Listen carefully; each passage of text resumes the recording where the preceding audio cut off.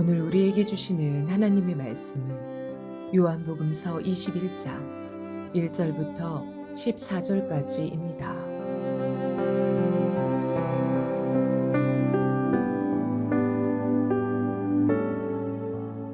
그 뒤에 예수께서 디베랴 바다에서 다시 제자들에게 자기를 나타내셨는데 그가 나타나신 경위는 이러하다.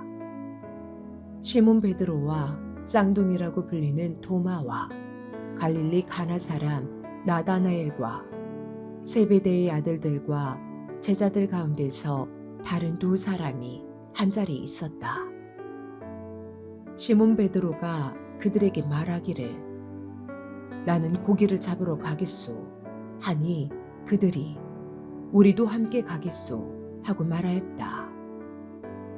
그들은 나가서 배를 탔다.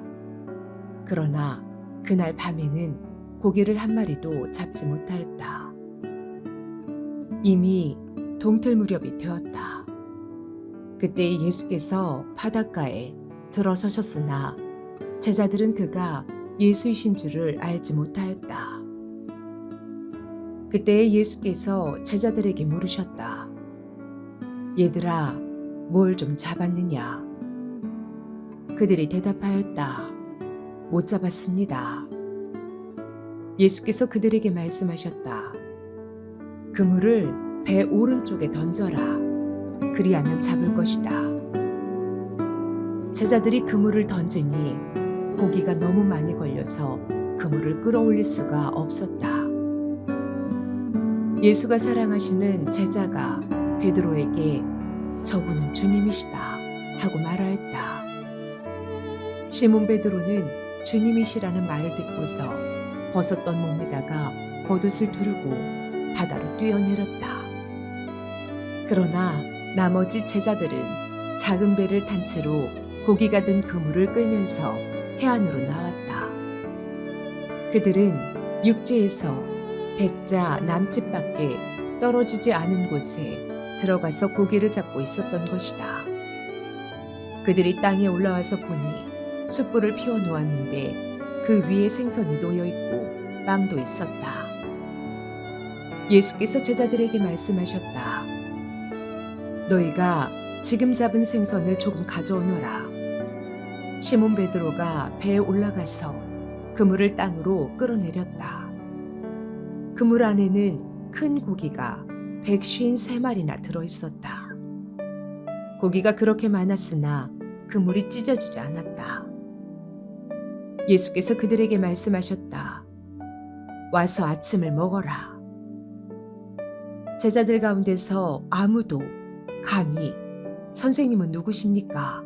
하고 묻는 사람이 없었다. 그가 주님이신 것을 알았기 때문이다. 예수께서 가까이 오셔서 빵을 집어서 그들에게 주시고 이와 같이 생선도 주셨다. 예수께서 죽은 사람들 가운데서 살아나신 뒤에 제자들에게 자기를 나타내신 것은 이번이 세 번째였다. 오늘 본문은 예수님께서 부활하신 후 일어난 사건이며 동시에 아직 오순절 성령께서 오시기 전에 일어난 일입니다. 오늘 본문은 제자들이 부활하신 예수님을 세 번째로 만나는 장면입니다. 부활하신 주님을 만난 제자들이 해야 할 일은 고기를 잡는 것이 아니라 하나님 나라를 위해 사람들에게 복음을 전하고 하나님께로 인도하는 일, 즉 사람을 낚는 일이었습니다.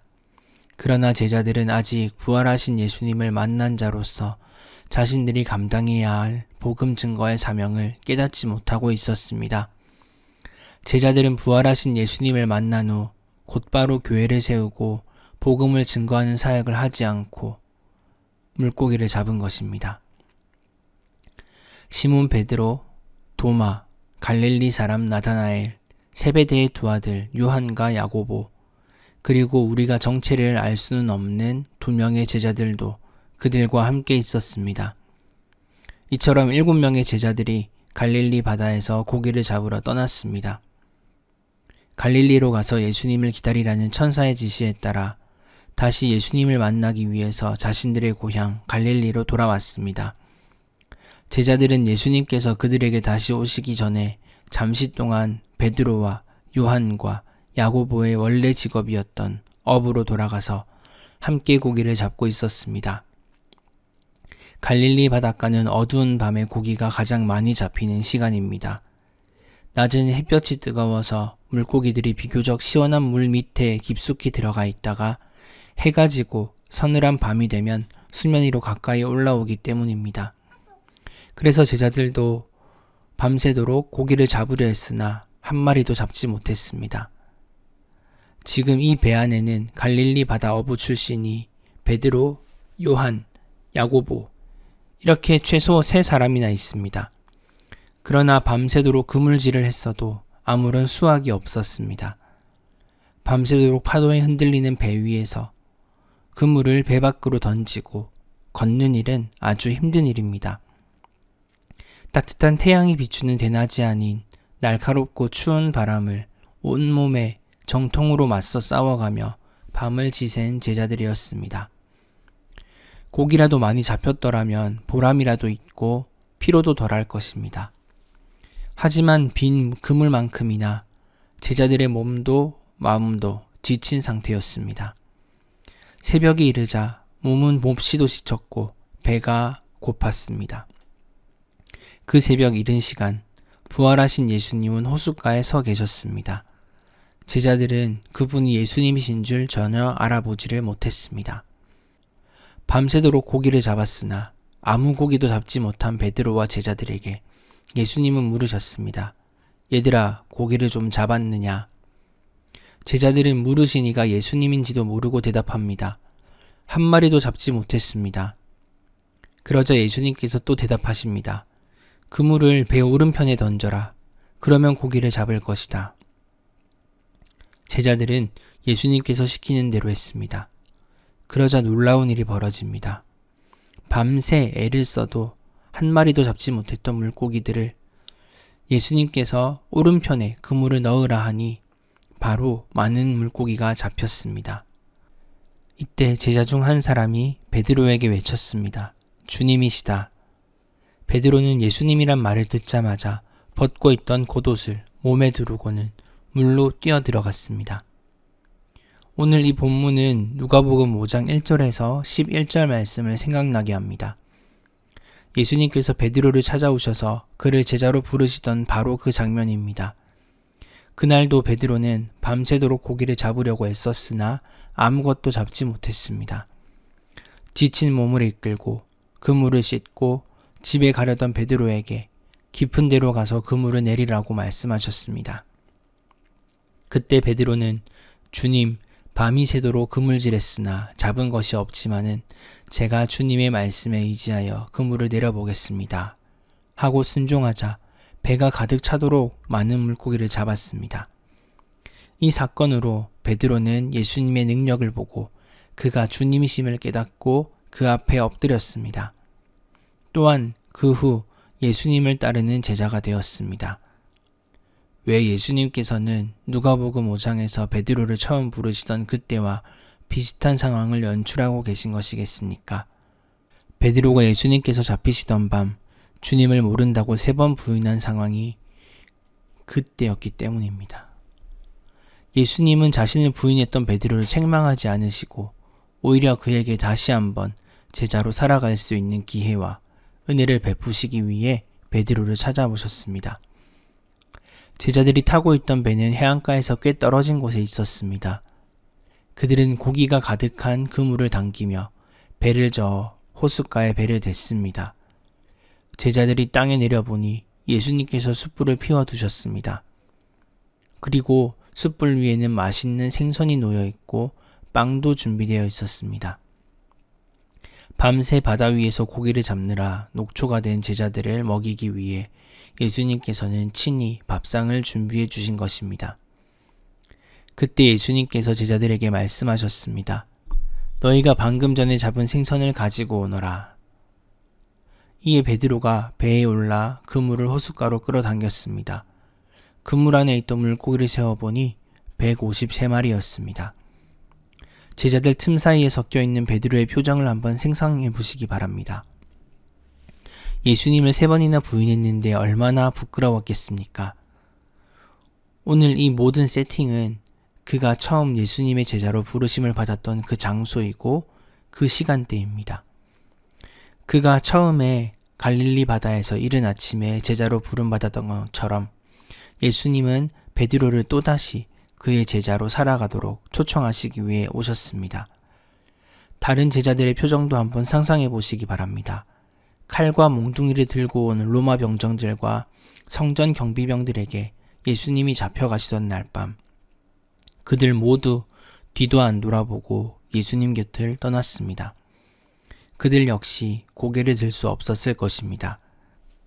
그러나 예수님은 예수님 자신을 부인한 베드로와 자신을 버리고 도망친 제자들에게 화내지 않으십니다. 주님은 실패하고 낙심한 제자들을 책망하지 않으셨고 오히려 그들을 위하여 아침상을 차리시고 그들을 초대하셨습니다. 예수님은 지치고 허기진 제자들에게 와서 아침 식사를 해라 라고 말씀하십니다. 이는 예수님께서 준비해 주신 위로의 밥상이었으며 아직도 제자들을 이전과 같이 사랑하고 계심을 보여주는 은혜의 밥상이었습니다. 이처럼 주님은 제자들에게 밤새 추위와 배고픔했던 그들에게 따뜻한 불과 맛있는 음식을 친히 준비하고 그들에게 위로를 베푸시고 함께 교제를 나누셨습니다. 제자들은 지금 자기들 눈앞에 계시니가 부활하신 예수님이심을 알았기에 아무도 그의 존재를 의심하지 않았습니다. 즉, 그들은 이제 십자가를 지신 예수님께서 부활하셨음을 확신했습니다. 예수님께서는 친히 제자들에게 빵도 주시고 생선도 주셨습니다. 사람은 연약하기에 넘어지고 또 넘어집니다. 실패를 경험하고 좌절과 낙심의 순간도 찾아옵니다. 그러나 우리에겐 여전히 우리를 포기하지 않으시고 영원토록 우리 곁으로 찾아오시고 또 우리에게 힘주시는 구원자 예수님께서 함께 하십니다. 그분이 오늘 이 아침에도 여러분을 주님의 위로의 밥상, 은혜의 밥상으로 초대하고 계십니다. 이 아침 주님 앞에 나오셨으니 주님께서 주시는 힘과 위로를 받아가시기 바랍니다. 다시 함께하자는 예수님의 은혜의 초대를 받아서 다시 일어나시기 바랍니다. 실패하고 넘어진 우리를 다시 일으키시고 여전히 주님의 은혜의 초대를 받아서 살아가시는 부르심에 감사하는 찬송을 드리며 오늘 하루 주님과 함께 살아가는 저와 여러분이 되시기를 축원합니다. 기도합니다. 오늘도 우리와 함께 살아서 역사하시는 하나님, 오늘 제자들을 찾아오신 예수님을 보았습니다. 우리도 제자들처럼 세상 속에서 하나님을 부인하거나 외면하면서 살아갔을 때가 있습니다. 그래도 우리를 밉다 하지 않으시고 벌주지 않으시고 품어주시는 주님을 삶 속에서 경험합니다. 우리는 제자들처럼 한 번 배신으로 끝나지 않습니다. 이제부터는 예수님께서 베푸신 사랑과 용서를 마음 깊이 새기고 다시는 배신하지 않는 당당하게 하나님의 사랑을 전해줄 수 있는 삶이 되게 하여 주시옵소서. 오늘 하루도 우리의 길을 이끌어 주셔서 바른 삶을 살게 하시고 남에게 훈계하기보다 남을 나보다 낮게 여기며 사랑으로 품으며 살아갈 수 있는 하루 되게 하여 주시옵소서. 예수 그리스도 이름으로 기도드립니다. 아멘.